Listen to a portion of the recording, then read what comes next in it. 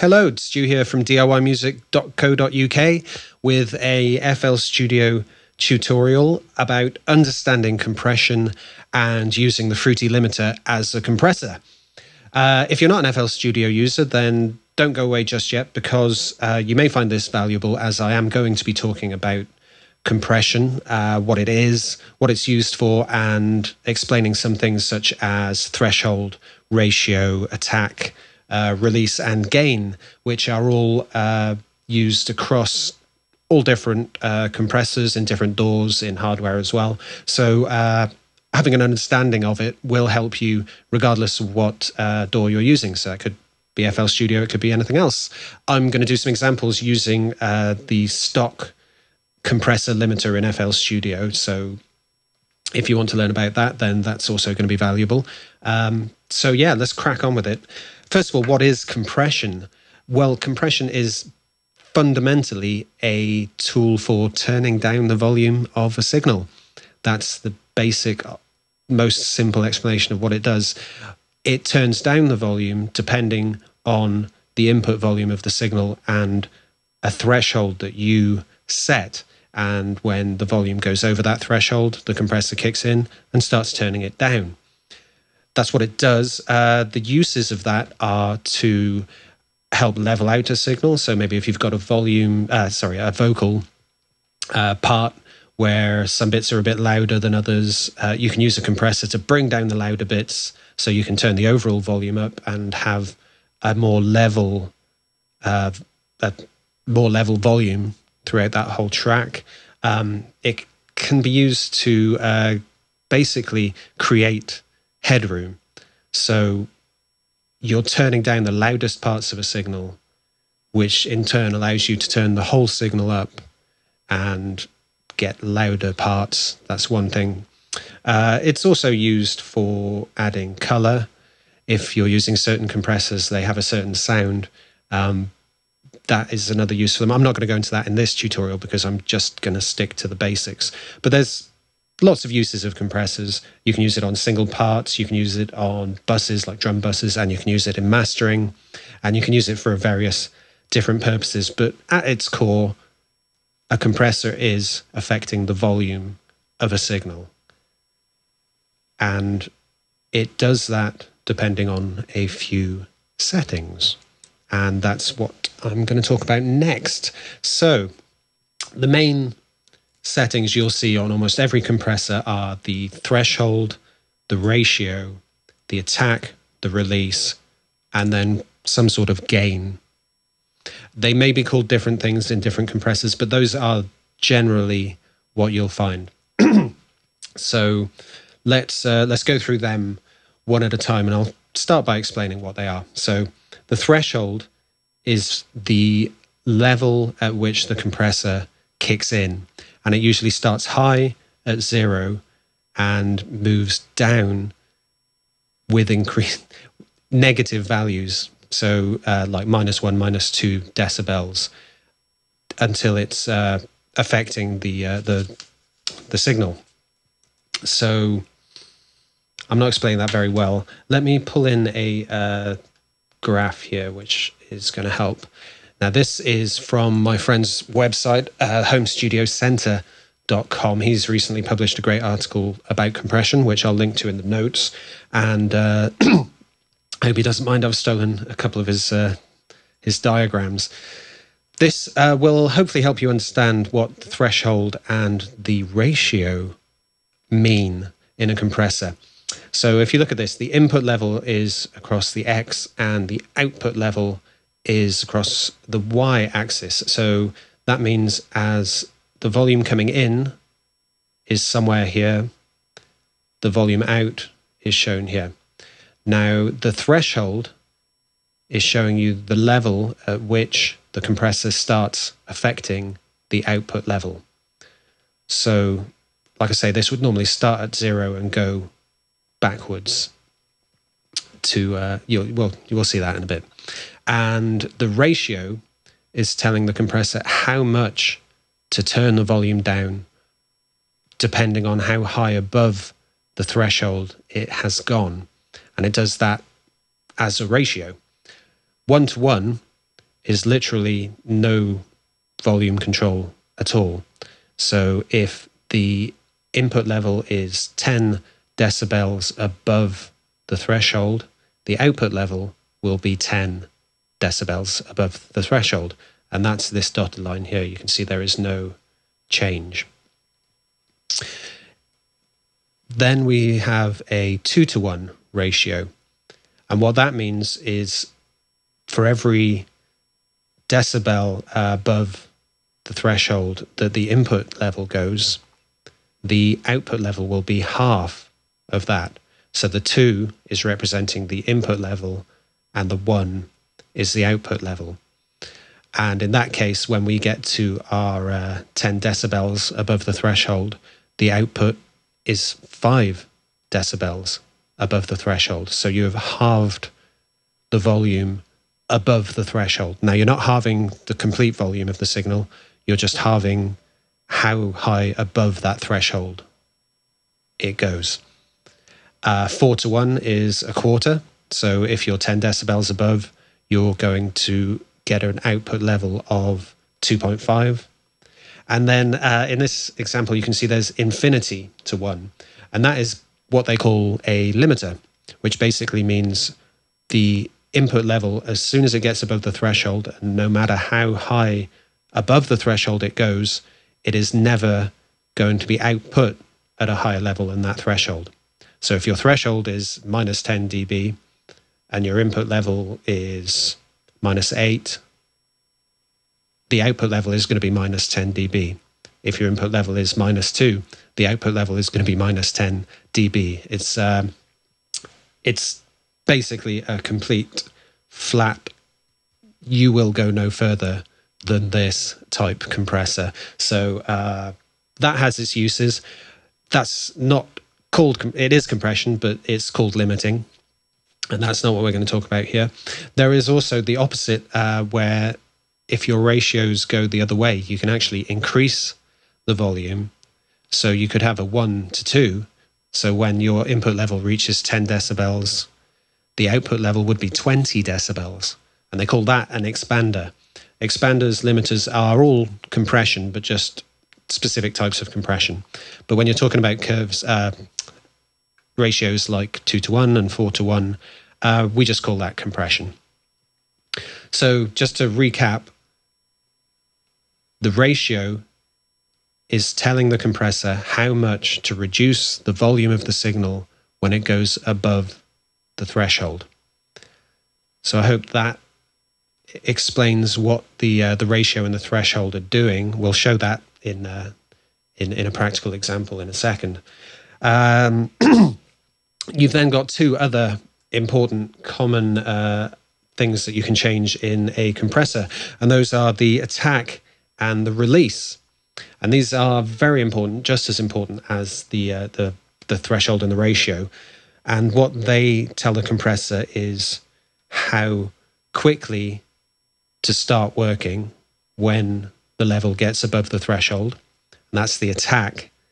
And then it tells the compressor how quickly to turn the volume back up to where it was after the input level has got back below the threshold again. And that is called the release. And I can show you another diagram from the Home Studio Center website. Thanks again. So here's an example of a signal which has a volume level starting here at 0 and going up to +9 for a bit and then dropping back down to 0. And our threshold on here is set to +3. This is all relative, so just look at the shape. The attack phase is showing it how quickly to turn down the volume. So what you can see here is the input level is up here, but because the compressor is kicking in, it's turning the volume down, not straight away, but for the phase of the attack. What you are changing when you adjust the attack is how long this curve, this slope is. So a very fast attack would go straight down, but a slow attack might take much longer to fully turn down the output. And then the release is how quickly the volume gets back to where it originally was. So you can see here in the input, when that has dropped back to where it was before, the output level is actually a little bit lower because the compressor is still working there. It's still taking 3 decibels off. So as soon as the input level drops, the output volume at that moment is still being reduced. So it drops below the original level and then returns to the original level depending on the release phase. And again, a very quick release would get it very quickly back to where it was before. A very slow release will take a much longer time. Have a look at that and follow the link to the Home Studio Center page, sorry, article that I'll link to in a sec, and just understand there what is going on. So the attack is how fast the compressor turns down the volume, and the release is how fast it turns it back up again. So there you go. If you didn't know that already, hopefully that is something that's quite useful for you. The last thing I was going to mention is the gain. And the gain is basically for putting the volume back up again to account for the reduction that you've made with the compressor. So if your compression has been turning the louder parts down by 3 decibels, that means you've got headroom and you can turn the whole signal up by 3 decibels. And you end up with a louder and a tighter, a more compressed sound. So compression, it's quite a tricky thing. Like I said, it took me a while to get my head around it. Hopefully those couple of diagrams will help. And now I'm going to give you a couple of examples using the Fruity limiter. And I've got a little loop set up already, and I've put it through a track with a compressor with a Fruity limiter on it. And we'll use the default setting. It's a Fruity limiter. There's 2 buttons here, so you can have limiter or compressor. So we're using the compressor. So let's have a look at what we've got here. So as we've spoken, we need a threshold, which is there, ratio, which is there, and then attack and release. There are a whole load of other things on there we're not going to go into in this tutorial because this is just a basic introduction. But let's see an example of how the threshold, ratio, attack, and release affect the signal. So what I've got is a short loop. I'll just play it.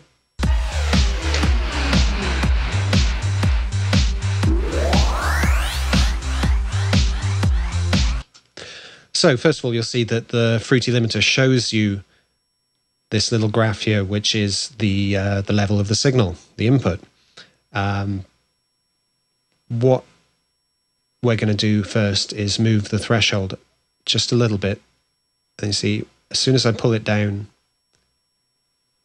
everything else comes on, because when there is no threshold, the compressor isn't working. It's not doing anything at all. I pull it down 1 notch, and it switches on. But we still have a ratio of 1 to 1. Remember that graph from earlier? So a 1 to 1 ratio is straight up like that. When I click on ratio, you see that blue line, that represents the same thing. So let's move that to a 2 to 1 ratio. And you should have seen, as I'm moving it, it tells you what the ratio is up here in the display. So there you go. So that is 2 to 1. And that is shown in the little blue graph there, which, if we remember, is the same as this. So now we know anytime the volume gets above that threshold, it's going to come out at half the volume above the threshold. At the moment, the threshold is quite high, so it's just, what, -2 there. And you can see the peaks here aren't getting that high. And actually, now I've turned the threshold on, I'll play the music and you should see it actually shows the input graph below as a blue line. So let me just show you that.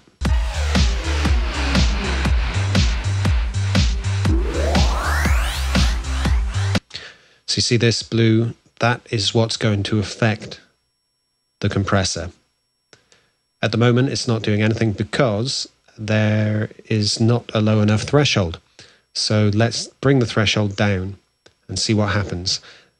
What you'll see is this white line here, that's actually showing you what the compressor is doing to the output. So at the moment, it's just a flat line, it's not doing anything. As we pull the threshold down, you should see the compressor starts to kick in and turn down the volume of the output. So watch for that.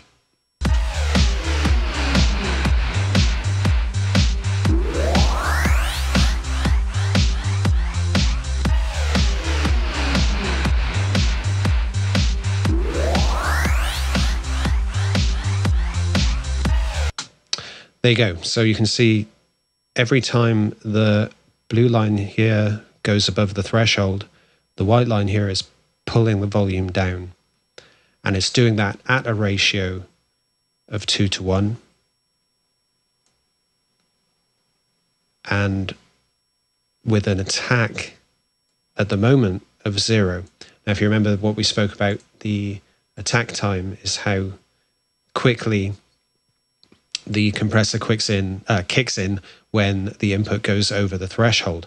So with an attack time of 0, the compressor just kicks in right away. So as soon as the signal goes above that threshold, the compressor just starts turning down the volume according to the ratio.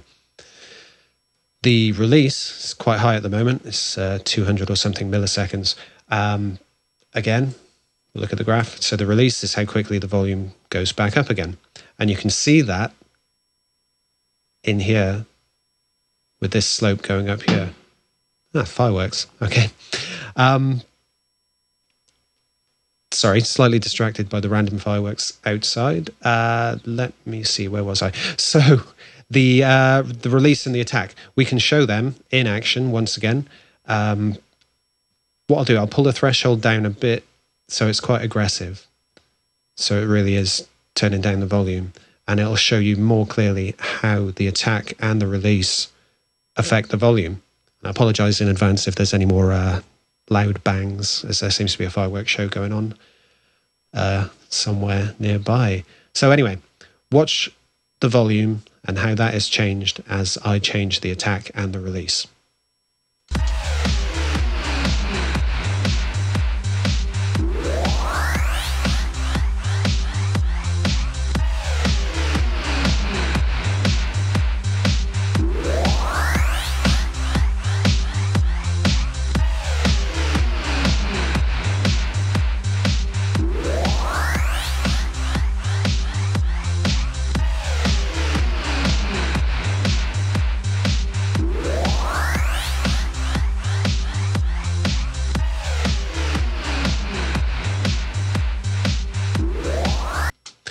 And you can see there, as the release has got quite long, the compressor never quite turns the volume back up to its original level before it's hit again by the signal going over the threshold and it's turned down again.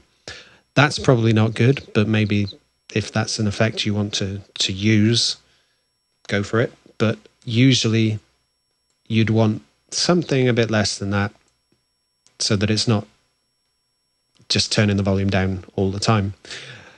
Again, though, it's important to appreciate that compressors can be used for lots of different purposes. I'd say one of the main uses is to bring down louder elements of a signal so that you can turn everything else up a bit. If you've got like a drum, like a snare or a kick or something that's really peaking, you can sort of trim that off and soften it down a bit so you've got space to turn everything else up.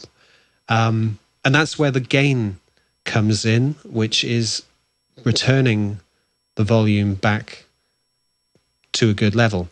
So let's bring, no, we'll leave that where it is. Let's have a bit of a, oh, there's another one. Bit of a higher ratio. So let's go for the 4 to 1. And let's have the release a bit slower. And the attack is very important, because the attack will really change the sound. Because when there is no attack, you are compressing what they call the transient, which is the first loudest part of a signal, especially in things like drums and guitars and things like that. So the very first part of the signal is actually the loudest part. And if you use a compressor with no attack, you're going to be turning down that loudest part right away. And what you'll find is that that will dull the sound, it will squash the sound.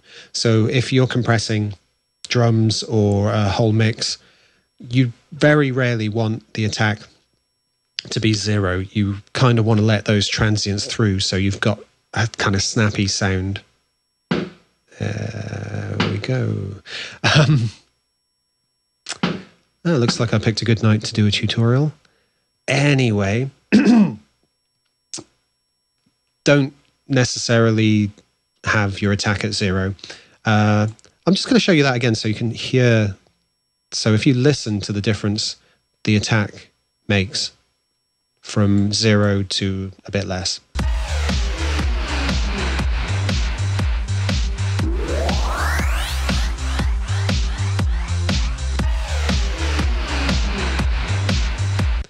Can you hear how you get a bit more attack, a bit more kind of punchiness on the drums as you release the attack? So, excuse me. So you can see we're making some minimal cuts in volume. We're really just what they call taming the peaks and just bringing down the loudest parts. As I move the mouse on here, the display up here, excuse me, the display up here shows you the decibel level. So here it's -4. This one's going -2. So somewhere between -2 and 4 decibel reduction is actually going on for the loudest parts of the signal, which means we can use the gain and push that up, say about 3 decibels. Which is essentially bringing the loudest parts back to the same level they were before, but pulling everything else up with it as well, because we've compressed it, we've squashed it, we can move everything up. So let's have a listen.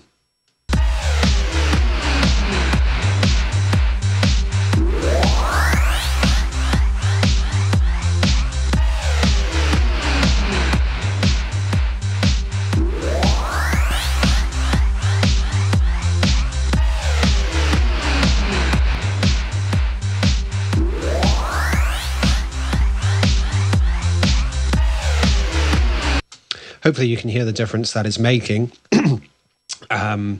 And that's fundamentally what compression does. What I've done here is an example of fairly transparent compression. So you don't really want to hear the compressor working. You're just bringing down the high volume parts, the peaks, softening them off a bit and allowing everything else to be turned up a little bit. I think I'm going to leave it there for this tutorial, because I only wanted this to be a sort of basic introduction to compression. It is a fairly complex subject, and there are a lot of compressors out there that do different things and work in different ways. Some are better for things than others, depending on what you want to use them for. I really like the Stephen Slate compressors. They're pretty good. There's one by Tokyo Dawn. I don't know if you can hear the fireworks. They're all going off outside. Yeah, Kotelnikov, I think it is. I'll try and put a link to that in the notes as well, which is a brilliant compressor, which is free. And that's got all sorts of extra controls, which make it really complicated to use, but it still has the fundamental threshold, ratio, attack, release, and gain. Those are the important things that make a compressor work. So yeah, I'm going to leave it at that. I think that should cover the basics. If you've got any questions, do feel free to ask me on Facebook, below the video on YouTube, on my website at diymusic.co.uk. I'm also on Twitter. You can see all the links in the notes. If you enjoyed this video, if you found it useful, then please subscribe to my channel. Check out my other videos. We've got FL Studio tutorials, quick tips, and loads of other stuff to come. That's it for now. Thanks for watching. I hope you found this useful. Really value any feedback, and we'll see you again soon. Thanks.